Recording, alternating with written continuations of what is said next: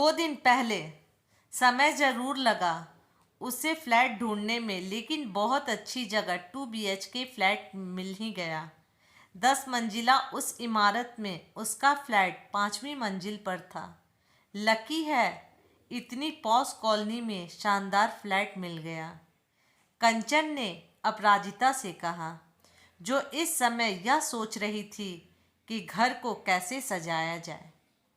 Thank you यार, यह सब तेरी वजह से हुआ, वरना लंदन में बैठे हुए कहाँ संभव था बेंगलुरु में फ्लैट ढूंढ पाना। पापा तो कई बार मुंबई से यहाँ आए, लेकिन उन्हें मेरे मन मुताबिक घर नहीं मिला और मुझे भी जल्दी थी घर ढूंढने की। लंदन में मन ही नहीं लग रहा था। यहाँ IT कंपनी में अच्छा ऑफर मिला तो देर नहीं की, तुरंत नौकरी ले ली। मैं इस बार से भी निश्चिंत थी कि तू यहीं रहती है तो बेंगलुरु में मुझे कोई दिक्कत नहीं होगी। इतनी फॉर्मालिटी किस लिए, माना कि तेरी बहन की ननद हूँ, लेकिन हमारे बीच तो शुरू से ही दोस्ती का रिश्ता रहा है। कंचन ने सामान रखने में उसकी मदद करते हुए कहा। प्रॉपर्टी डीलर ने कहा है कि वह कोशिश करेगा कि तू यह फ्लैट खरीद पाए, तब तक आराम से किराया। दिन लगे अपराजिता को पूरी तरह से सेटल होने में। नीचे 2 फ्लैट में रहने वाले परिवार से उसका परिचय हो गया। एक में पाठक परिवार रहता था, पति इंजीनियर था और पत्नी टीचर। 4 महीने पहले ही शादी हुई थी। दोनों बहुत ही मिलनसार थे। उनके सामने वाले फ्लैट में नायरा परिवार रहता था। पति बैंक में काम करता था और पत्नी घर में बच्चों को संगीत सिखाती थी।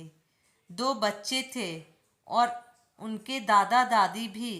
अपराजिता को कभी डोसा इडली खाने को मिल जाती थी। लिफ्ट से आते जाते वहाँ रहने वाले और लोग से भी मुलाकात और मुस्कान का आदान प्रदान हो जाता था। लेकिन उसके सामने वाले घर यानी फ्लैट नंबर 506 में कौन रहता था, यह उसे अब तक नहीं पता चला था। उसे हमेशा दरवाज़ा बंद दिखता। ऑटोमेटिक लॉक सिस्टम की वजह से ताला दरवाजे पर बाहर लटकने का चलन तो कब का खत्म हो गया था, इसलिए पता ही नहीं चलता था कि कोई घर में है या नहीं। अपराजिता सोचती, कम से कम सामने वाले फ्लैट में रहने वाले परिवार से तो जान पहचान हो जाना जरूरी है। वह अकेली रहती है, सहायता की ज़रूरत पड़ेगी तो उन्हें सबसे पहले बुला सकती है। 3 अंजना पाठक ने बताया कि अकेला रहता है फ्लैट नंबर 506 वाला। डाइवोर्सी है। मैंने भी उसे कभी नहीं देखा। ना जाने कब आता है कब जाता है, क्या करता है यह भी नहीं पता।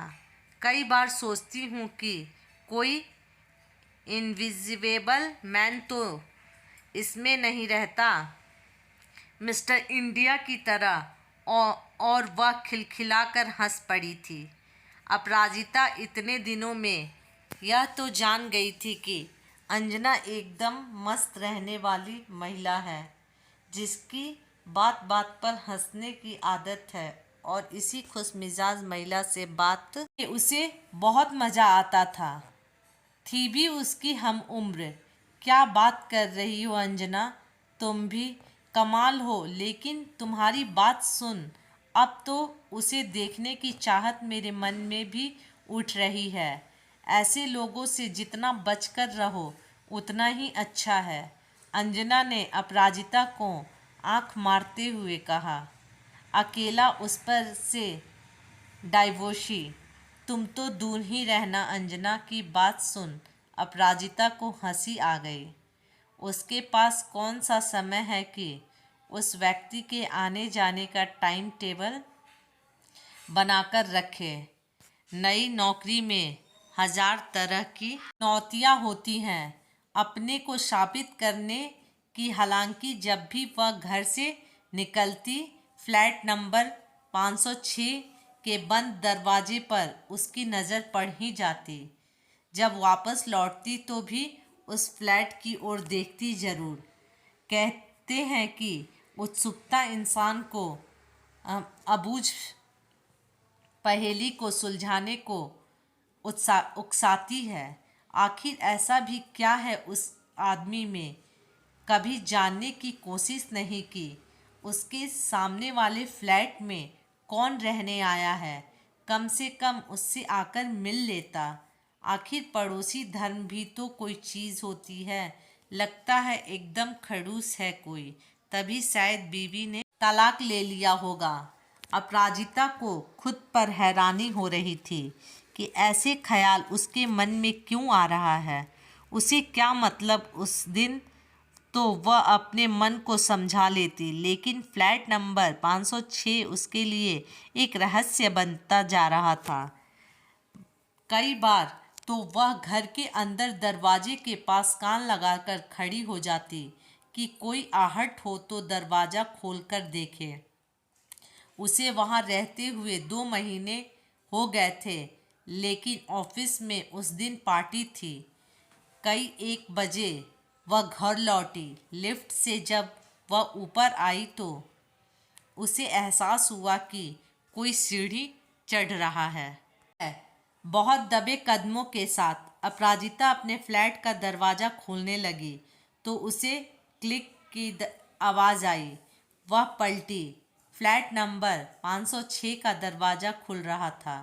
जो व्यक्ति लिफ्ट की बजाय सीढ़ियाँ चढ़कर आया था वहीं था। ना चाहते हुए भी उसने मुंह से निकल गया, हेलो, पहली बार आपको देख रही हूँ। हालांकि मन ही मन अपराजिता ने खुद को कोसा कि क्या ज़रूरत थी ऐसा करने की, पर अपनी उत्सुकता को शांत करने के लिए उसे ऐसा करना जरूरी लगा। पलटा। कितना स्मार्ट और हीरो जैसा है। नेवी ब्लू कलर का सूट पहना हुआ था। उसने चेहरे पर अवसाद था, निराशा थी या थकान होगी शायद। जो भी हो, उससे कोई 2-4 साल बड़ा होगा या बहुत से बहुत 35 साल का होगा। ना लूला है, ना लंगड़ा है, ना बदसूरत है। फिर क्यों छुपा रहता है? अपराजिता के अंदर सवालों का सैलाब उमड़ रहा था। वह चाहे जो सोचे, आज तो कुरेदेगी। यह अनजान व्यक्ति उसे चैन से नहीं रहने दे रहा। पड़ोसी है, सवाल तो कर ही सकती है। अपराजिता, हेलो, उसने धीमे स्वर में कहा। गजब सेक्सी वाइब्स है। अपराजिता तो जैसे उस पर मर मिटने को तैयार हो गई थी। वह उसे देख रहा था, बस देख रहा था। उसके चेहरे से हैरानी साफ झलक रही थी, जैसे वह कोई भूत हो। फिर बिना कुछ कहे अंदर चला गया और दरवाज़ा बंद कर दिया। बदतमीज़ खड़ूस अपराजिता के मुंह से निकला, लेकिन उसे खुद पर ही हैरानी हो रही थी। एक नज़र ही तो उसे देखा है, और वह भी केवल इसलिए कि जानना चाहती है कि आखिर यह है कौन। और अपराजिता का दिल कह रहा है कि उस पर उसका दिल आ जाए। उसमें अवश्य ही जादुई शक्ति होगी। इनविजिबल मैन में ऐसी सुपर पावर होती है। फिर उसने फिल्मी अंदाज में सोचा, उससे कोई पुराना रिश्ता तो नहीं है अपराजिता का? रानी तो अपराजिता को तब हुई जब उसके बाद अक्सर वह आते जाते दिखने लगा। कहता कुछ नहीं, बस उसे देखता और फ्लैट में चला जाता। मैं क्या कोई एग्जीबिशन में लगी पेंटिंग हूँ जो मुझे ऐसे देखता है? गुस्से से एक दिन उसने अंजना से कहा, तुम बेहद सुंदर हो, किसी संगमरमर की मूर्ति की तरह, बस बेजान नहीं हो। अंजना ने उसे छेड़ा, क्या पता तुम्हारी कशिश उसे तुम्हारी ओर आने को मजबूर कर रही हो। दिल का मामला है, यह और उसके बारे में कोई भी यकीन से कुछ नहीं कह सकता। इतने दिन से सबसे छिपकर रह रहा है और अब उसे चांद देख लिया है। अंजना का मजाक एक तरफ और अपराजिता के दिल में होने वाली हलचल दूसरी तरफ। उसका मन उस आदमी से बात करने के लिए मचलता रहता। एक शाम जब अपराजिता लौटी तो वह अपने फ्लैट का दरवाज़ा खोल रहा था। अचानक चाबी गिरी। चाबी उठाने के लिए वह नीचे झुका तो उसकी जेब में से उसका पर्स भी नीचे आ गिरा और उसमें रखा सामान फर्श पर बिखर गया। एक फ़ोटो अपराजिता के पास तक आ गई। वह हैरान रह गई। अपराजिता को लगा जैसे वह आईना देख रही है।